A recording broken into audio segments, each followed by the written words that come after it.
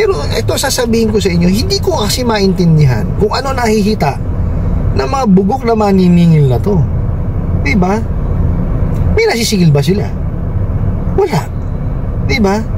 Bakit kailangan nilang gawin? Hindi ko rin naman maintindihan sa management, no, ng bugok na online lending apps na yan, yung mga abusado na yan, kung bakit ganun ang style ng paniningil nila.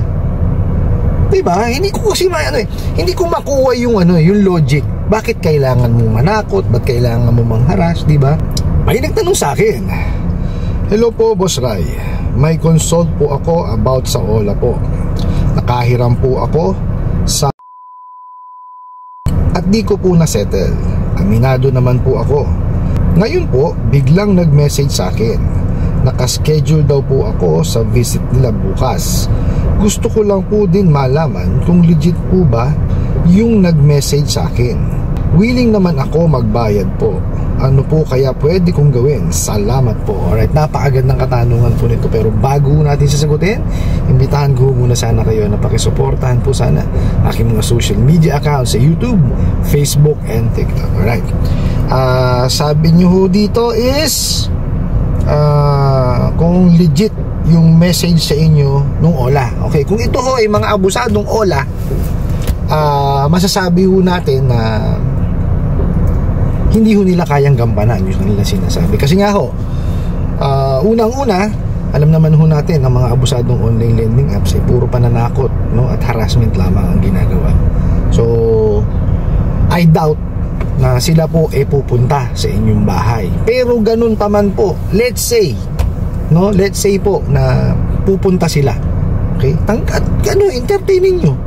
Wala naman hong problemang kausapin nyo sila. Ayaw nyo nun, meron kayong talagang taong kausap, may muka, pupunta ko sa inyo. Di po ba? Kaysa huyan, tatawagan kayo, hindi nyo nakikilala. Di po ba?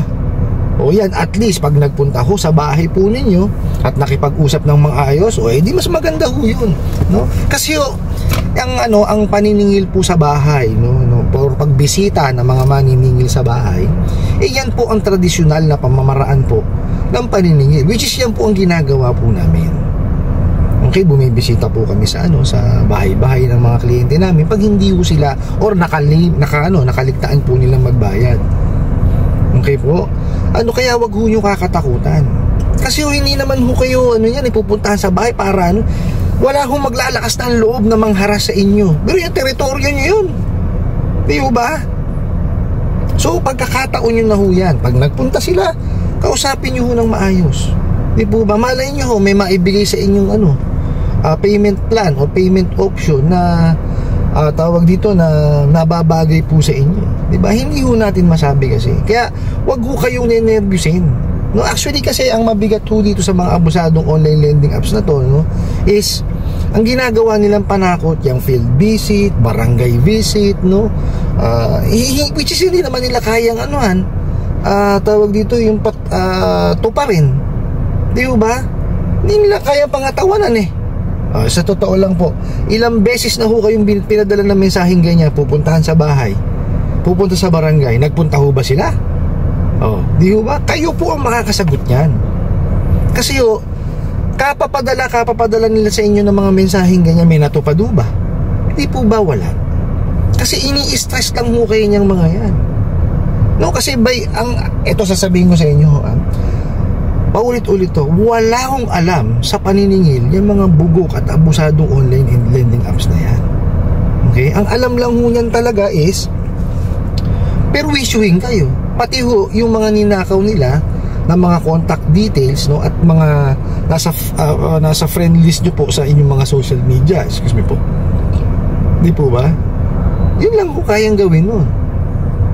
Pero ito sasabihin ko sa inyo, hindi ko kasi maintindihan kung ano nahihita na mga bugok na maniningil na to. Diba? May nasisigil ba sila? Wala. Diba? Bakit kailangan nilang gawin? Hindi ko rin naman maintindihan sa management, no, ng bugok na online lending apps na yan, yung mga abusado na yan, kung bakit ganun ang style ng paniningil nila. Diba? Hindi ko kasi hindi ko makuha yung yung logic. Bakit kailangan mo manakot? Bakit kailangan mo mangharas? Diba? Kasi yung isang tao, pag yan ginawan mo ng hindi maganda, definitely tatabangan yan. ba?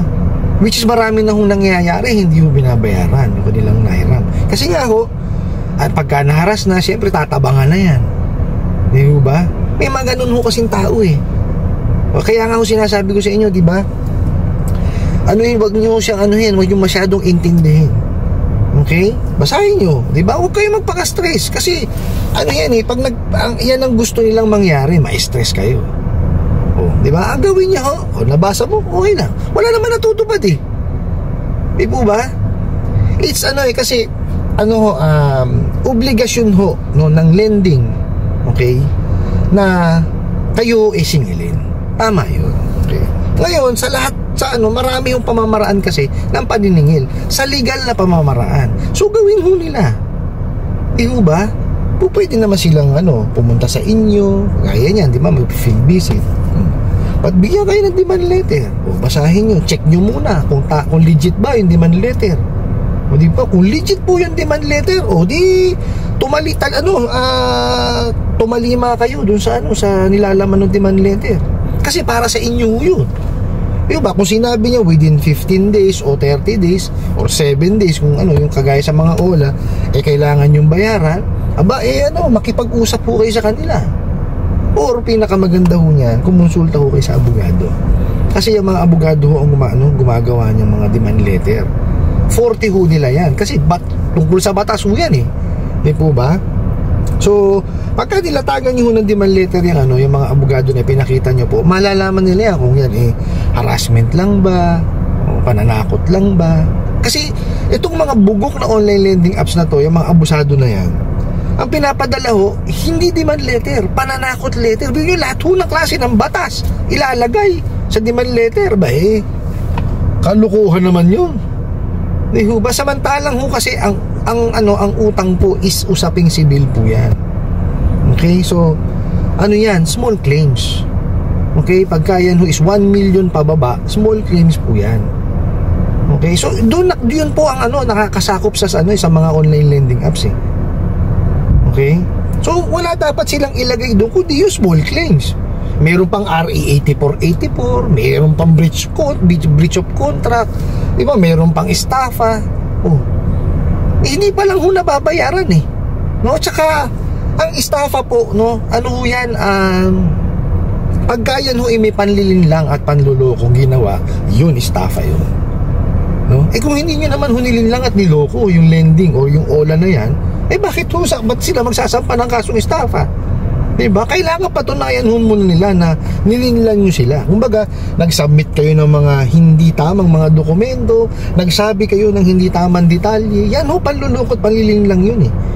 Diba? Kasi sinasabi nyo yung mga yon para kayo makahiram sa kanila. Yun yung panlilinlang. Kung sinasabi nyo naman ho at na-provide nyo naman yung mga dokumentong tama, bakit kayo matatakot? Diba?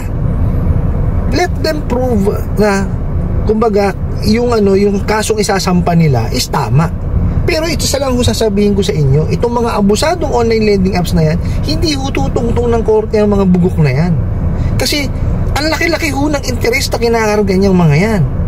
Pati ho yung processing fee, doon pa lang po kakaltasan na yan. Ho ba? Kasi meron ho tayong ceiling on interest rate.